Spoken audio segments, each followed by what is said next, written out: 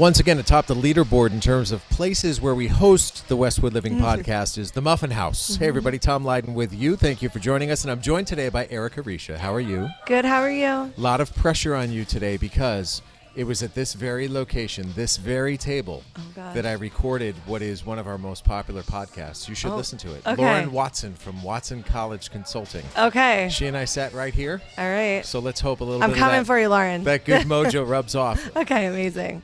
Loving the fact that this is going to be our In Touch With feature for the July issue of Westwood Living because you are a native. I am. Westwood. So take me back. Take me back to growing up here, what it was like, going through the school system, what you remember about being a kid in Westwood. So I just remember begging my parents to drop me off at Chili's and then go to the movies. So that was my big one, and now that is Legacy Place. So things have definitely changed. We grew up over by Bubbling Brook, really, really fun. I have two siblings. We all, grew up there with my parents and all that good stuff. And then Westwood Middle School, Westwood High School. I was part of the group that went undefeated for a while for girls basketball. So I played basketball, ran cross country, graduated there, and then I went to BC. So stayed local most of my life. Go Eags. Yes. Actually, Lauren Watson was a BC girl too, so it must be this table. Yes, yes. So take me, if you would, to the moment where you said, I'm into fashion, and I'm into clothing, and I'm into trying to make a living in that world. Yeah, so it's actually pretty crazy. I was pre-law at Boston College. I wanted to be a lawyer, loved to read. I have a dorky side for sure. And then the economy crashed, and law school applications went up 250%. Wall Street Journal released an article in 2009, the year I was leaving BC, that 90% of college grads were graduating unemployed. So it was like everyone was going to school because they couldn't get a job. And I had worked for my dad in his home decor, home linens, curtains, blankets, pillows business all throughout college, high school as my summer job. And so I got an interview with a company in fashion, and I went there. And then I started a food blog. It's all kind of random that meets at a point. Started a food blog, and I found that while I was simultaneously cooking, teaching, educating there, I was working with a gym on healthy meals that still taste good type of spin. And the more fit I got, the more people had something to say about what I ate. So I was like, this is weird, right? They're like, you don't eat the donut you post. You don't eat, that pasta deal dish. So I kind of said, everything in moderation is very real for me. Balance is the point of the company that I started. And that's how it started. It was I found this niche of people can eat and have a balanced life. You can't eat the donut, right? So Fitish was kind of born out of that. And Fitish Activewear has really taken Instagram by storm. Yes. You hit it at just the right time because you think about how influential social media is. Yeah. How has that basically defined the way you do business? Yeah, it's everything. It is the way to do it. I mean, if I have an Etsy shop and I can see that 92% of my sales through Etsy are driven through Instagram, they give you that fact. So it is my end all be all. I do a lot of markets and pop-ups, and of course that's amazing, but you're in front of people. The merchandise sells itself. But I think Instagram is it for me. I'm the older end of that, right? So now it's TikTok. Now I'm trying to re-educate myself because I didn't have Instagram in college. I didn't have, you know what I mean? I am the older end of the social media curve. So it's been interesting. Are you finding that you are going to shift more to TikTok, or is that just going to augment what you're already doing pretty successfully on Instagram? Well, if anyone from Westwood wants to be a summer intern, they can come run my TikTok because it is hard to learn it. I mean, it's a, and if you don't do it well, I think it's almost more, it hurts you, right? So what's your understanding of the difference?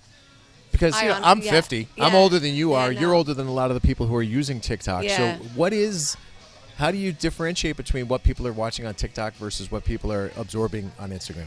From what I've seen, the things that quote unquote go viral on TikTok are items. They're teaching you how to DIY, do it yourself, wear this product, use this makeup. I can make you look like this. I can teach you how to cook this. I don't want to use the word educational because it's not that simple, but it's a lot of here's how to do things that other people do well. And we're going to go step by step. That's how I've kind of seen it. And are you comfortable doing that? No. Being the front person? So how are you going to handle that? I need some help. So it's educating yourself in a different type of way from like watching, and then it's funny, you like watch YouTube to learn how to do TikTok. You know what I mean? They're all just connected. But no, I think it's a definite challenge. I think it's a struggle. And I do think I lean on resources that are younger than me or social media companies. Like I'm looking to find one actually to help me with that in particular. But a lot of people do. I think more is outsourced than people think. Mm-hmm. But the younger generation that grew up with it is so good at it. So I do think it's like know your strengths. You know what I mean? So I've watched the growth of Fitish since you basically started, I think. Pretty close. And it, from my estimation, correct me if I'm wrong, started with clothing, but there was a moment where you're like, wow, jewelry would work. Yeah. You took that turn into jewelry, and how did that change your business model? It changed everything. I mean, so my clothing, you're right, when I launched it was 100% clothing, activewear, Fitish, like small, large, like cute quotes, like we prefer donuts over dumbbells, like pizza over Pilates, just things like that. And then I would see like in the gym, like people's necks would be green or like tarnished jewelry. And like, it really was like fitting a need. So we launched about a year and a half ago, waterproof jewelry. So sweat proof, tarnish free, hypoallergenic, and it exploded. I mean, that really is what put us on the map. And I would say now it's 60-40 jewelry. Wow. Yeah. That's total eye-opening. shift. What's going to shift clearly is in a few years, maybe months, I don't know how long it's going to take, kind of how you do it. Because as it scales up, it has to change. Because, I mean, I don't mean to throw you under the bus right here, but there's a lot of box packing and shipping out of your basement right now, isn't it? I joke that my apartment is a Fitish store. So, yes, 100%. So what's your vision about how that changes in the future? I think whenever you go mass, it becomes like an operation versus a one-person job. So my goal is always to be an operation eventually. And I do a lot of pop-ups. So like this coming weekend, I have a 2-day pop-up in Newburyport. I work with a lot of gyms. I did a event with a CrossFit gym last weekend. So there's a lot of that you have to carry inventory on, like with you. And then there's a lot of like the social media, but from TikTok, from Instagram, an item can go viral and sell out in a day. So like there's so much to learn and so much is changing where that daily sellout is not normal without a TikTok. Isn't it also hard to balance what is inherently desire for you to have great customer service and a personal touch? Yes. As you get more and more sales, how do you keep up with that? I always joke that I'm team no sleep. It's difficult, you can't sleep. Right? Yeah. So, I mean, a perfect example, I landed from Los Angeles last night at 6, and I had like 10 orders to pack as soon as I got home because I promised like a 1 to 3 day shipping window. So it's hard. I mean, it's definitely hard, but I think I'm willing to do hard for something that I love. And you're at that point where people will tell their stories from 10, 15 years ago, like, oh, I remember when I was sitting in my basement packing these boxes at 10 o'clock at night or whatever time you got home from LA. And that's what I find fascinating about your journey and where you are in your journey right now. So advice that you might give to kids who are following your footsteps, kids who live in Westwood now, who are in high school, who feel the pressure. I mean, this town is lovely, but there's a lot of pressure associated with it because, you know, picture perfect Westwood, everyone goes to college. That's not necessarily the case. But what sort of advice do you give to kids based on what you've learned? Well, I think one of the things I don't share often, which people who hear this are like, you definitely should. I started Fitish with $500. Whoa. So my parents one year for Christmas were like, $500, like you guys buy what you want, right? Like you do this. And I was like, I'm going to start a company. I'm going to see what I can do with $500. And I started with a mug. And it said the word Fitish. It said the definition was likes to work out but prefers donuts over dumbbells. And I sold a couple. Some of them shattered when I shipped them. I mean, I learned like you learn fast, right? And then I sold them and then I bought a few shirts with the same definitions. And then I bought a few things that didn't say cute things. I bought like true activewear that I want to wear when I work out. So think like Lululemon quality, but you know, affordable prices. And it just kept going and then it funded itself. So the thing I would say is like, you have enough. Like whatever you have is enough to start.